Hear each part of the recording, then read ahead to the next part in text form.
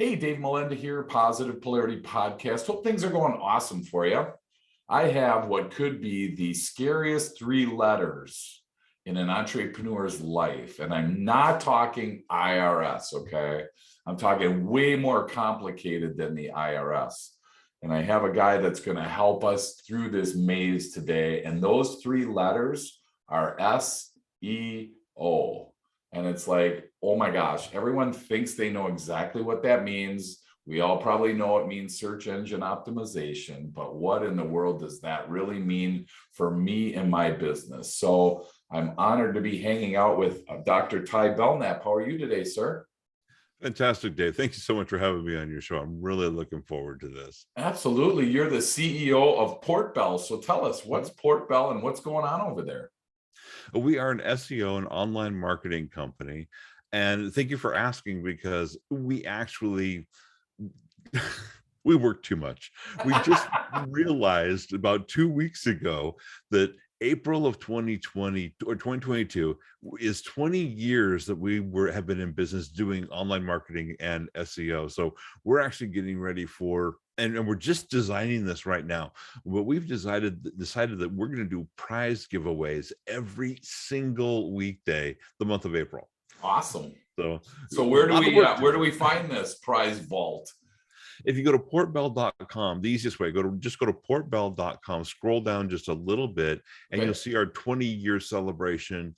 Click on that, join our Success Tips Club. That's all you got to do for the giveaway. We have some things like I'm going to be giving away a copy of my book, Timeless SEO Secrets, and including shipping. So you don't even pay for shipping. And one of the things we're going to give away is we just a couple months ago finished a do-it-yourself, how to learn how to do SEO on your own without having to hire someone like me. It's a 7-week or 3-week training, I should say, not 7. It's a 3-week training. We're doing it for $495, which actually is a pretty good deal for everything that we're giving. But one person's also going to get that for free. Nice. Awesome. Yeah. Well, hey, I'm looking forward to getting a copy of your book, fellow author. Appreciate you jumping on the call today. So I want to start right from the beginning, because again, we all know the words of search engine optimization, but I'm guessing if we were on a live Zoom call right now and we asked for what the definition is, we would either get crickets, some misinformation, maybe we'd have a straggler or two that really understood it. But, you know, I mean, Ty, we're so busy as business owners and entrepreneurs. I'm guessing that a lot of us probably farm out our SEO. Now, I don't know if this is good or bad, right or wrong. So I Googled my company and I showed up first, which was cool. I think that's the right thing to do. So then I thought, you know, one of the two things that I work on, one is sales coaching. So I did sales coaching in Waukesha, Wisconsin. I Googled that. And there were 4 ads ahead of me. And then I was the 4th one down on the list. So I don't know if that's right or wrong, good or bad. And then the second one is DISC. We do a lot of personality profiling. And so we use DISC a lot. And so I did DISC assessments in Waukesha, Wisconsin. And there were 3 ads ahead of me. And then I was the first one there. So I don't know if that's kind of like what you ask people to start with to kind of get a feel for where they are. But I just want to let you know, I did my homework. I'm hoping there's homework for someone else in the room. But what in the world is SEO, and why, as an entrepreneur, do I need that? Well, first off, what you did is perfect. It really is. And it gives you an idea of where you are, which is exactly what you want to know. And the first search you did is really the perfect search. If you do a search for your company in your city, now, assuming you don't have a generic company name like Acme or Johnson's or something, you should be on page 1. If you're not on page 1, there's a problem with your website. And so no other search engine optimization may even be able to help you until you get that problem fixed. So that's number 1 is if you like Port Bell, a perfect example. Port Bell is actually, there's a port in Africa that's called Port Bell. Okay. I had no idea when I started the company. They weren't on the internet when I started the company, so I didn't know it then. Sure. But the day I learned about it was when I started getting emails, because there was a big news article about 2 security guards found dead at Port Bell. Uh-oh. And so I'm trying to tell everybody, no, it wasn't us. It wasn't us. Wow. We're okay. Oh my gosh, that's really, that's interesting. Yeah, thanks for pointing that out. So you're saying the first thing, if I heard you, Ty, the first thing is really to Google your own company. Yeah. And see what shows up. That'll actually tell you whether or not your website was even designed right. Okay. And that's the first step, is because most everybody has a website now. The question is, was it done okay? Okay. And that's what you need to know. Okay. And this is and that's free to start, right? I mean, you just Google, there's no cost, nothing. I can do this in the secrecy of my own home. I can just basically Google my company and boom, there it starts. Okay. Exactly. So once we do that, got a little, if you don't mind my expanding on that just a bit. Yeah, for sure. I actually have a workbook that's completely free as well. You just go to tiesfreebook.com.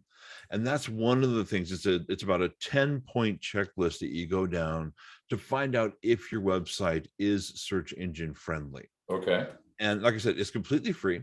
When you sign up for it, you're joining my Success Tips Club. So then in April, you'll also be eligible for our prizes. You can do it that way as you want, but that's always available. Okay. And I did that simply because I would get so many people calling me saying, okay, we need to get to the top of Google. And then I start looking and go, well, we need to fix some things before we can get you on Google. Oops. And I got some people that would get a little defensive, and I don't blame them. They spent a lot of money getting their website done, and they didn't know that it was done wrong. So Ty's free book is TYS free book, all one word.com. Yeah. So for people listening today, there is a first challenge, first freebie of the day. Second freebie, first was go to Google. If you go to Google and you have, want to see how things are, go to tiesfreebook.com, and that will help you even further along that journey. Awesome. Yeah. Thanks. So thanks for that. So then once we do that, let's say that we are not happy. Well, first of all, before we do that, explain to us what a doctor's opinion is of search engine optimization so that we have a really good understanding of what that is and what we're looking for. I just want to make sure we're all on the same page there. That sounds great. I'd be happy to help with that. Search engine optimization seems like this big, huge, nebulous rocket science kind of thing. Right. And unfortunately, in some ways it is. But in some ways it's not. It's really just one tool in an online marketer's tool belt. There's lots of different tools. Social media marketing is a tool. Working with paid ads, getting paid ads for your company, doing videos for a company. These are all different tools. Search engine optimization is just one of the tools. And really what all the search engine optimization is the tools and the techniques to get a website higher in the search engines. Okay. That's really what it boils down to. That's all it is. 70% of search engine optimization people can do completely on their own. The thing today is, let's say 20 years ago, that 70% could have gotten you on page 1, even for a competitive keyword. Sure. Okay. Right now, maybe not so much. It might still be enough to get you to page 2 or 3 for competitive keywords, but there's also kind of like what you were searching for. Is you were searching for it specifically in your local town. And my guess would be your local town isn't like the size of Seattle. Correct. And so a little bit smaller than that. The larger the town that you're in, the more competitors you're going to have, the more difficult it's going to be to get onto page 1. Gotcha. That last 30% is the part that's so techie nerdy that you want people like me to do it. And in the larger towns, you may need that. But then again, let's say you're an architect and you specialize in doing plumbing design for commercial buildings. Okay. And let's say you're even in Seattle. I doubt there's going to be that many architects that do specifically plumbing design in Seattle. So those are what's called long tail keywords. It's more than just 1 or 2 words. So if you could get to page 1 for architects that do plumbing design in Seattle or Los Angeles or whatever, Yep. it may not be that difficult to do that because it's a longer word. Sure. Of course, fewer people are going to look for it, but Yes. how many people do you need to find it before you start making money? Right. Because the people who look for that specific word are people that actually want that service. Okay. So what I did by putting sales coach in Waukesha, Wisconsin, I greatly narrowed that. So if I would have did sales coaches in Wisconsin or just sales coaches or just sales, then I fall farther and farther down the less I have been, whatever, the less I equip my website for that particular search. Is that correct? Exactly. Yeah. Unless you've been working towards those more generic words. Gotcha. Yeah. Okay. So then for someone listening, that's, I think, another great tip is I felt super good about myself when I saw, my gosh, I'm on the first page, that's great. And it's good. However, you have to make an assumption that somebody knows what town you're in. And at that point, if they know what town you're in, most likely they're probably just going to Google you. So if I wanted, not necessarily though. Okay. In fact, actually, I've been pushing this more and more lately because Google in 2021, Google on average does 2 big updates a year to their search engine. Okay. In 2021, they did 8. Wow. And so there were a lot of huge updates. Now, the funny thing is these updates didn't upset much. Usually their updates upset everything for a while.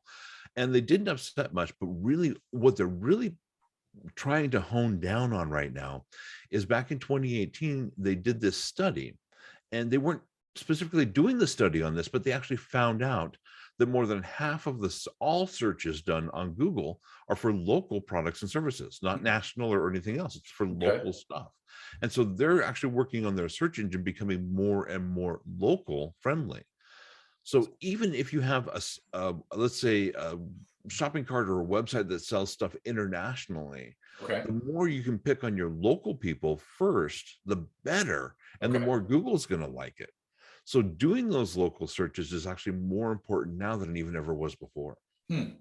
So it's not bad to have so you want to make sure people know where you're located.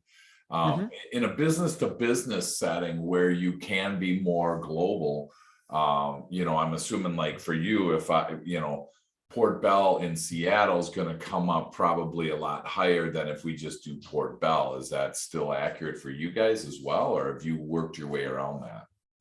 Well, Port Bell is specific enough. There's only us and that one port. So you're either going to find us or the port.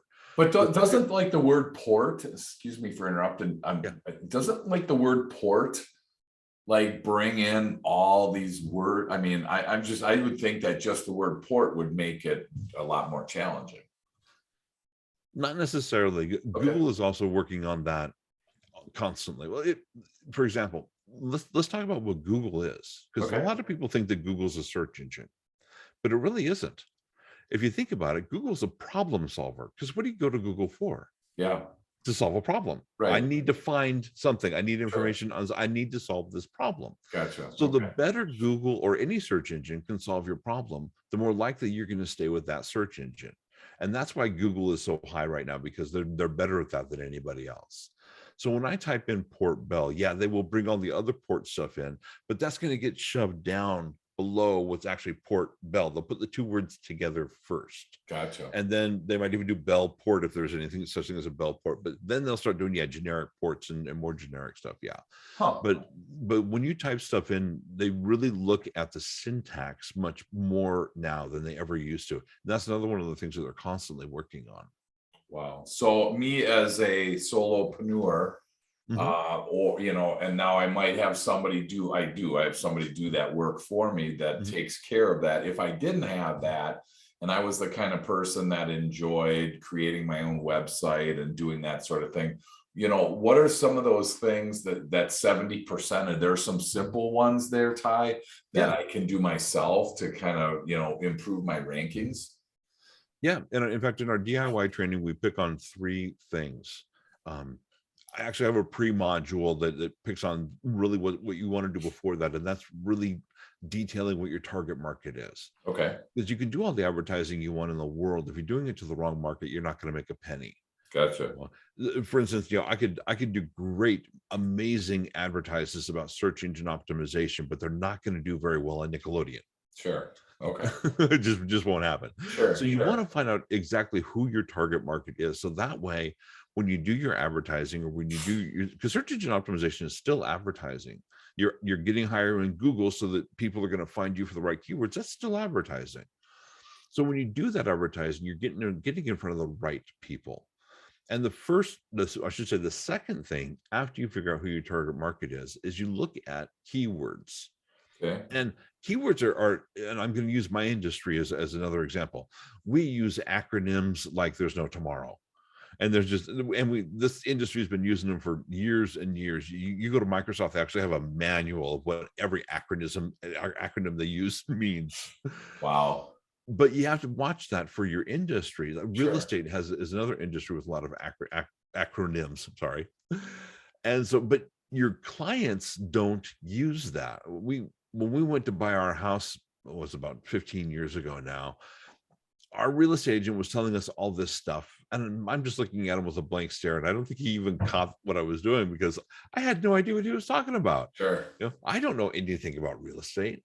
So you can't assume that your clients know, like we're an SEO company. The only reason why I use that now is because whether people know the actual definition of or not, they have an idea of what SEO should be. Sure. But that's one of the biggest questions I get to is what is SEO? Right. Which is why on the front page of my website, I actually have a video that talks about just what it is. But when you're looking for the right keywords, you don't want to look at keywords that you would use. You want to look at keywords that your clients are going to use. Wow. What are they going to use to find you?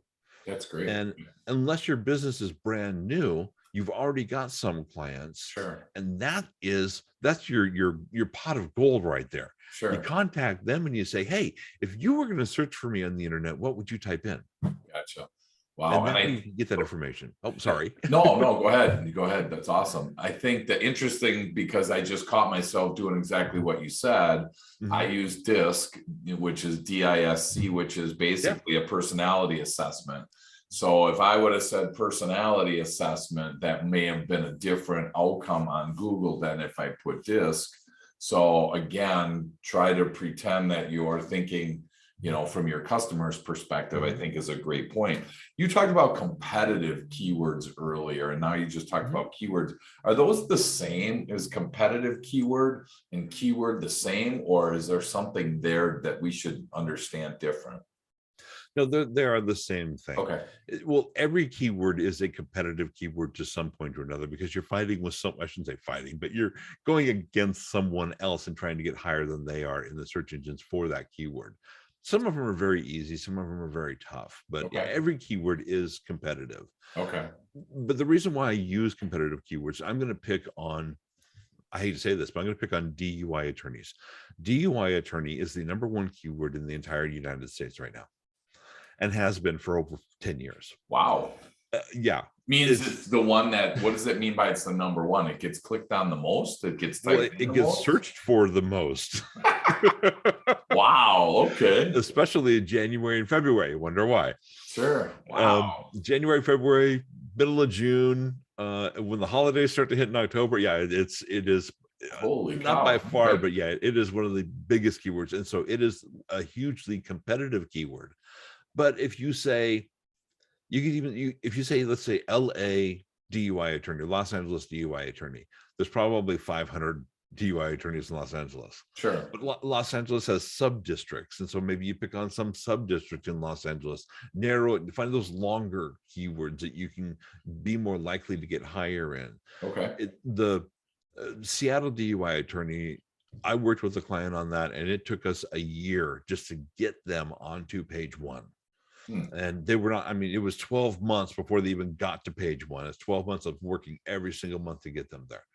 Now, so that brings up a bunch of questions. So if again, what's the goal here? Because if page one is the goal and you're saying it works, it takes a year to get there and there's work to be done, it brings up a bunch of questions. So my first question is a goal, what would be a good goal for us in relation to SEO so that we don't miss the mark? I don't want to think that I'm supposed to, I'm assuming page 3 and beyond, nobody looks at. I mean, I don't know what the statistics are. You might know what that is how far down do people go? Let me ask it that way before they find what they need. 80% of the people never even leave page 1 unless they have to. Okay. Yeah. So our goal would be to get to page 1 in our particular industry. Yeah, page 2 at the least. So in your point though, for the attorney that is the DUI attorney, he'll probably or she'll probably not get to page 1 of attorneys, nor would she or he want to, or is, how does that work? Are we niching ourselves too much, or is that a positive in this case? A lot of it depends on your business, but a lot of it is positive. You'd look at, I won't pick on architects, let's say plumbers, attorneys, things like that. You don't want to be on page 1 for plumber or attorney, because what if someone in England calls you? You're not going to travel to England to fix a clogged drain. You're not even going to travel. I'm in Washington. Nobody's going to travel to Florida to fix a clogged drain, not even Oregon. They want to stay as close as possible, especially with the way gas prices have been going lately. Some places don't want to go more than 5 minutes away from their shop. I don't blame them. Bring your clogged drain to me. I'll fix it here. There we go. Yeah, I'll give you a discount. Yeah, exactly. But even attorneys are licensed in a specific state. Okay. And so you don't want to go outside of that state. It's no use whatsoever. So you don't want to work on being on page 1 for attorney. They want to work on being on page 1 for more local. But then you start looking, like the area that I live in is called Puget Sound. A lot of people know that area, and a lot of people know the name simply because Microsoft is here, and there's a lot of bigger businesses here. But nobody searches for it. Nobody. So you'd never want to do Puget Sound attorney. Okay. Thousands of people search for Tacoma or Seattle attorney. Okay. So that's what I say by keywords is, and that's why I see doing the right keywords is so important.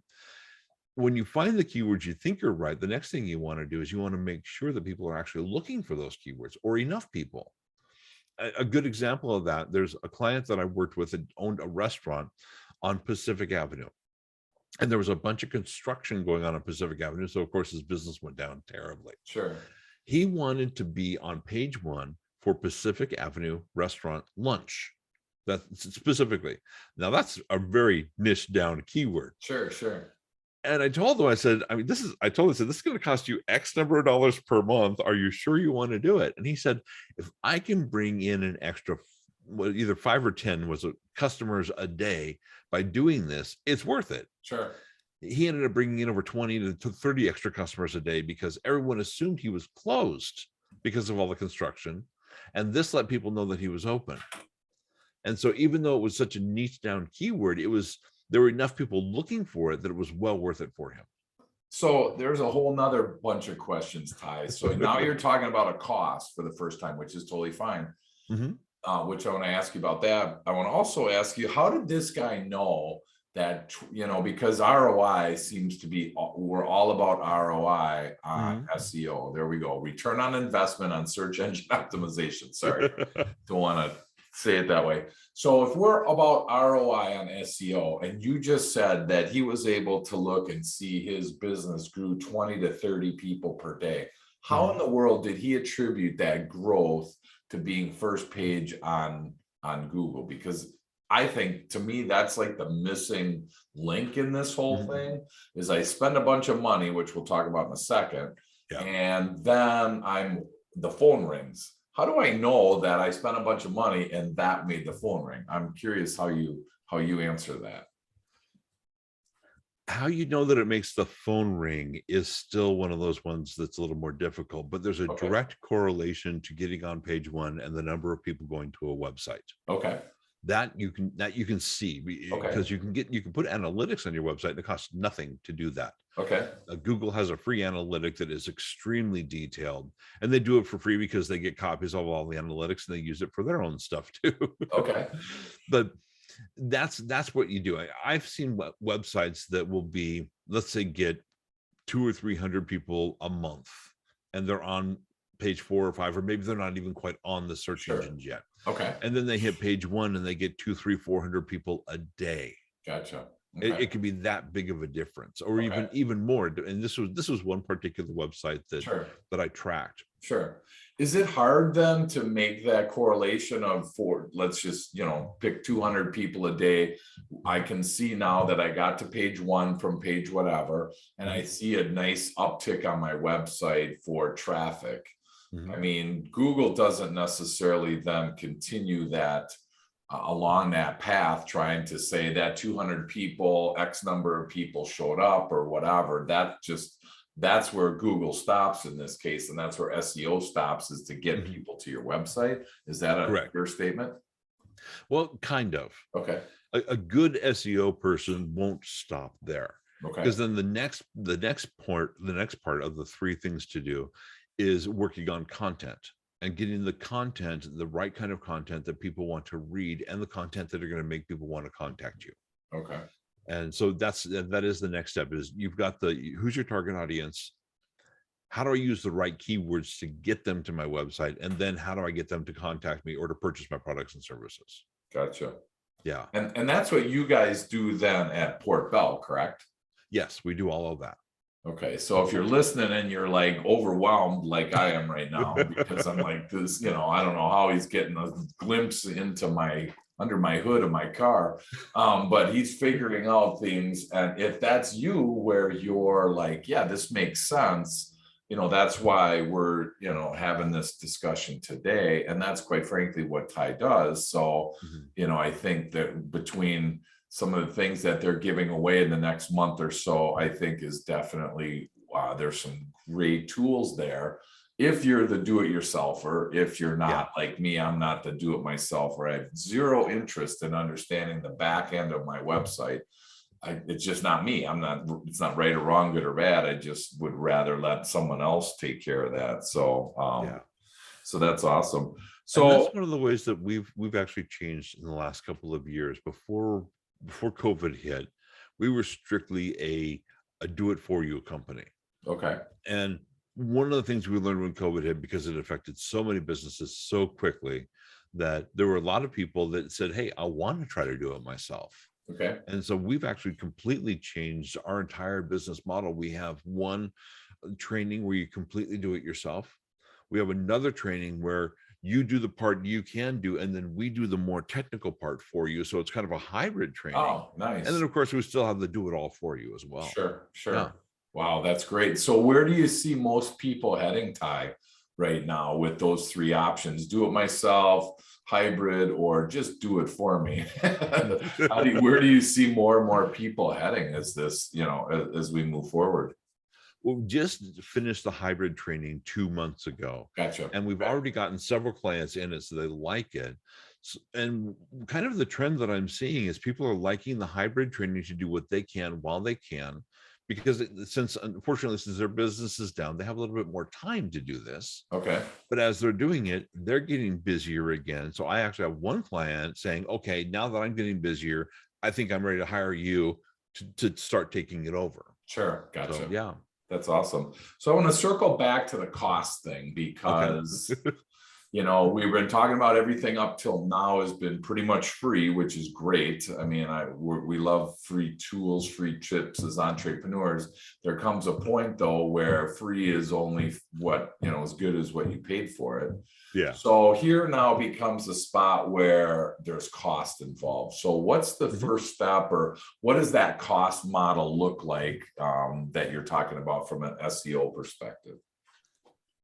A lot of it depends really on how much you want us to do for you. Okay. And how fast you want to get to the top of the search engines. Of course, everybody wants to be at the top today. Okay. But the question is, do you want to pay for that? And that can get very expensive, because I will have clients that will say, I've got a promotion that I'm doing in 2 weeks. We need to be page 1 in 2 weeks to do it. Well, at that point, we need to do paid ads. Okay. And paid ads can add up very quickly.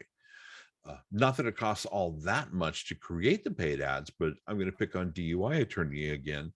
If you do Google ads, last time I checked, every time someone clicked on a Google ad for a DUI attorney, it was $35 for one click. Now, that doesn't mean that they're going to hire you or they're even going to really look at your website. That's just clicking the button, $35. Wow. That adds up real quick. I mean, so if you find a company you don't like, click on their button all the time. No, please don't do that. There are people that do that. Kidding. No, I'm kidding. I'm totally kidding. I mean, but think about that. Oh my gosh. So $35 for a click.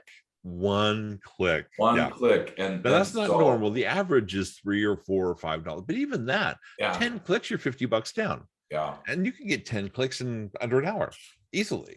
Now, have you done have you been able to determine what those 10 clicks for a client of yours? Mm-hmm. Have you been able to determine what those 10 clicks turn into for visits on the website or calls or anything like that? Is there any ROI, or is this purely purely like a hope and pray type scenario? Some of it's hope and pray, but unfortunately at this point it boils down to about a 5% return. Wow. So 5% of the people that click will actually purchase something. Okay. And a lot of that depends on the ad too. The ad's got to be done just right. Again, we're looking at keywords, we're looking at writing really good content. Sure. Because you don't have a lot of content in those ads either. Or let's say you're doing a Facebook ad and you're maybe doing a video, or you're doing an image-based content. You've got to get that really dialed down very well before you even put it out there. Wow. So $5 on 5% return. So I'm no good at math. But I'm going to attempt this.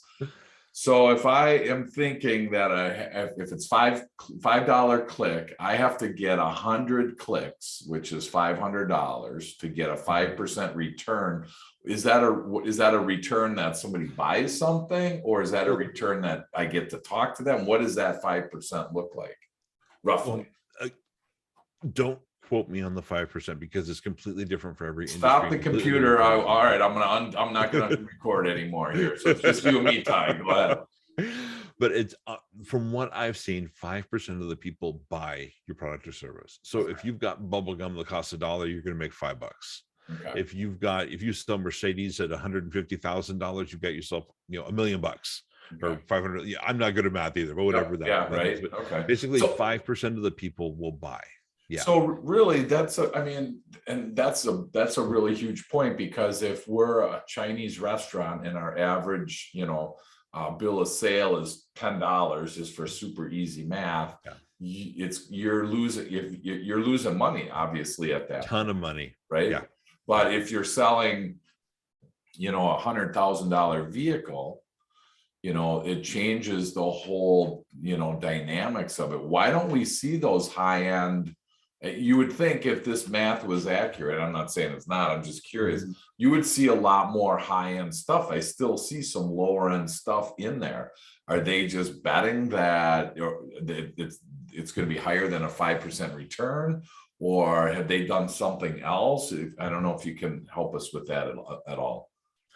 Part of it could be that they're working on branding, because sometimes you want people to start recognizing your brand, and that costs a little bit of money. So maybe they're testing that out, or just getting people to recognize their brand. There's also the possibility they may have gotten a coupon. Okay. And so maybe Google's offered them. I've even gotten one in the mail recently, because even Google got hit by this COVID stuff. Nobody's going to pay for advertising if they don't have any money to pay for it. Sure. So I got a thing in Google saying, here's $150 worth of our ads to try it out. Wow. And so, it could be that. It could be that. Well, here's another thing is, let's talk about that Chinese restaurant. In a Google ad, it may not be anything, but think about the imagery that you could do on an Instagram ad. I could see that being amazing for a Okay. Chinese restaurant. Now, Sure. their ROI could skyrocket if they had some beautiful dishes, well laid out, and marketed right. I mean, I could see how that could work, right? Because with Facebook and Instagram, you can literally market people in your hometown. You could even market people that have taught. I don't know if you can get quite this specific, but you can market interest areas for people. Like you can say people that are interested in Chinese restaurants Gotcha. or that kind of thing. And Gotcha. so depending upon where you're going for your advertising, you can really niche that down to the point of you're marketing right to the people that are looking for what you have. Wow. And at that point, it'd be well worth it. Yeah. Oh, yeah, absolutely. I don't know if people when I see all these ads, I don't know if people if there's a systematic approach that somebody's like you on top of this that's really dialed in, or if it's, entrepreneurs just throwing darts at a dartboard. Because it's just crazy to me to think that, the actual how many people are looking for my service at that moment and things like that, it just was like, wow. If I'm in Wisconsin and I shovel snow and I'm doing that Google search, I'm trying to buy AdWords in June, probably doesn't make sense. Right. So I can see there's some definite science behind, making sure you're doing it at the right time to the right people, for the right event and things like that. So what about the other pay-per-click, other outside of like Google or Facebook? I mean, are there other options, or are those two kind of just narrowed themselves down, or priced everybody out of the market? Or are there other secret options that you can share with us? Actually, you can get pay-per-click on just about any of the social medias, Twitter, TikTok, they've all got it. Okay. One thing that I have seen, which I've been watching lately, it's kind of this teeter-totter. YouTube ads used to be very expensive, and YouTube recently drastically, like within the past year or two, drastically dropped their ad rates to where you can get it for pennies, literally pennies per click. Okay. And that's amazing. I haven't seen a pennies per click ad in a long time. Sure. And Facebook used to be pennies per click, but they're the other end of the teeter-totter. All of a sudden, Facebook is raising their prices a whole bunch. Okay. What we used to do is we would do an ad and we'd throw it on Facebook, because Facebook was so much less expensive that we could get an idea whether or not the ad was good for our target market before we put it onto Google. Gotcha. And paid all the extra money. Well, nowadays it's still less expensive than Google, but not as much as it used to be. But YouTube ads have actually gone down a lot. So video ads on YouTube right now are pretty much the best deal. Oh, is that demographic tie the same, do you think? I feel like, I probably have this blind spot that, YouTube is for do-it-yourselfers, or YouTube is for kids, or whatever. I mean, is that demographic growing enough to where a DUI attorney in LA or whatever, or a Chinese restaurant, I mean, is it grown that much in the last few years? Well, think of it this way.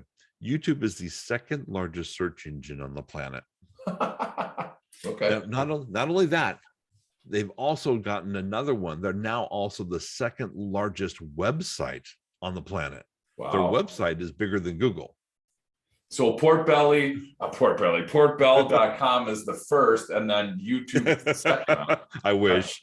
I was thinking pork belly because I'm hungry. I don't know. It's just like, sorry about that, but wow. So pork bell is first. Yeah, wouldn't that be awesome? Yeah. So that's interesting, because then as we start to come in for a landing here today, one of the questions that I have was, if I have X number of dollars to spend, and it's relative, so the dollar amount doesn't matter, am I better off doing a kind of a deep dive with one search engine, or am I better off spreading it out, like you said, some of TikTok, some Instagram, some Facebook, some maybe LinkedIn, or whatever they all are? What do you recommend for someone listening that wants to try it out? That's an excellent question. And to answer that, let's go back to the beginning. let's figure out who your target audience is and where they are. Sure. Okay. If your target audience is TikTokers, you don't want to be advertising on Instagram. Gotcha. But also look at your company. I have an SEO company. What would I do for imagery on Instagram? Sure. I struggle with that. I actually thought about trying to do something like that. I couldn't figure it out. Yeah. But Facebook, Google, YouTube ads, even I can do that because I can do videos on how to do certain things with SEO yourself. Wow. And that's the big thing is, here's the big trick today. The new selling is teaching. It really is. That's why podcasts have exploded. Sure. People listen to podcasts. I probably give away 70 to 80% of what I do on podcasts. And yet I get more people calling me from podcasts than anything else now. Right. Because they hear what I'm saying and they're like, okay, I could do it myself, but I could hire him to do it and he will make my business go so much more that I won't need to have to worry about what I'm paying him because I'm going to make even more than that. Absolutely. Well, it's crazy. I'm shocked when entrepreneurs, they, and these numbers again are all arbitrary. If I pay you, $5 an hour and I make $10 an hour, why would I not want, it just doesn't make sense. I can go make $10 an hour somewhere and paying you $5 an hour to do or else I'm doing it and I'm not able to bill my $10 an hour. So, it's just crazy to think about how many entrepreneurs get stuck in this spot. So that's one of the reasons that I wanted to make sure and get you on the show was to help the entrepreneur business owner help them understand that, man, you don't have to do this yourself. And, from what I've heard here, there's a lot of opportunity to sit down with you and discuss, and put together a plan. I'm assuming that's probably the once someone says, yes, I don't want to do this myself, and yes, I want someone else to help, you then sit down with them and start to develop what are your goals, what are your target markets and things like that. And then do they get some kind of tangible plan of we're going to do this much in this month, or what does that look like for somebody that wants to understand what the next potential 6 to 9 months would look like in this case?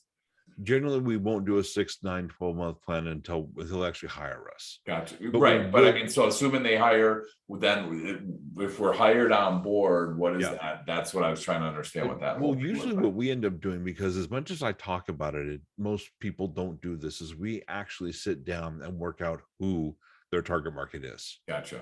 Because we want to make sure that, like I said, you don't want to spend $10,000 selling light bulbs in Africa during the day. Sure. Yeah. Don't get me wrong. There are some people that want lights in Africa, but not as many as you would want, Right. Yeah.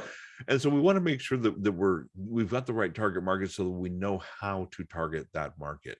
Gotcha. And so that's one of the first things that we generally do. And of course, the next thing we do is we do a deep dive into their existing website, their existing marketing, find out what they're doing, what's been going well, what maybe went well in the past that we might be able to revive in a similar way. Sure. We do a deep dive into all of what they've done to figure out what the best steps are going to be for the next 12 months. Yeah. Oh, great. And then do I get a plan that kind of lays out? I'm always fearful that I'm going to, something, it's going to be like, oh my gosh, it's a shift. We were going to go this route.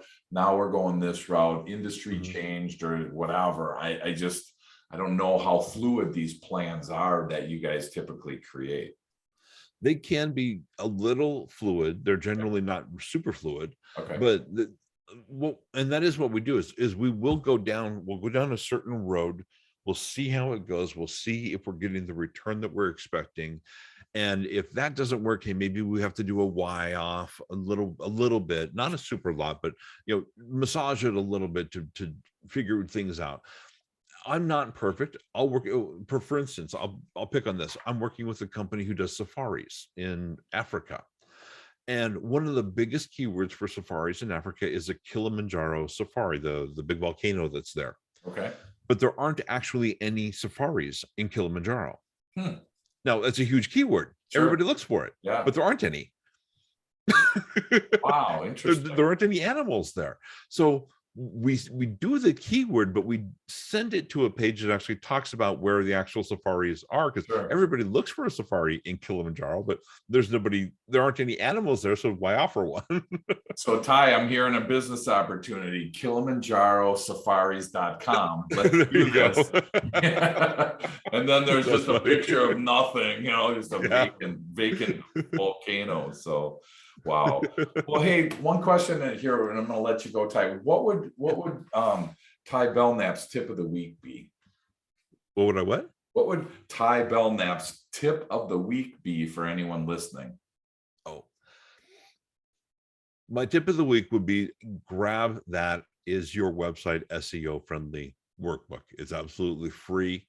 It's step one. Even before you find your target audience, make sure that your website is at least ready for the search engines, because there are some things that will actually stop the search engines from ever looking at anything on your website. And you want to make sure those aren't there. Wow. Awesome. Well, so there's got to be somebody listening today that's like, man, this is exactly what I needed.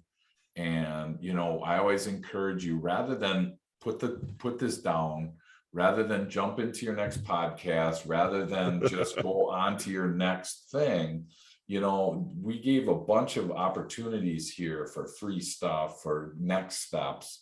So I'm really going to encourage you today to just do one of the things that Ty suggested. Google your company, grab tysfreebook.com, go to portbell.com and look at some of the free things that are going to be given away in the next couple of months.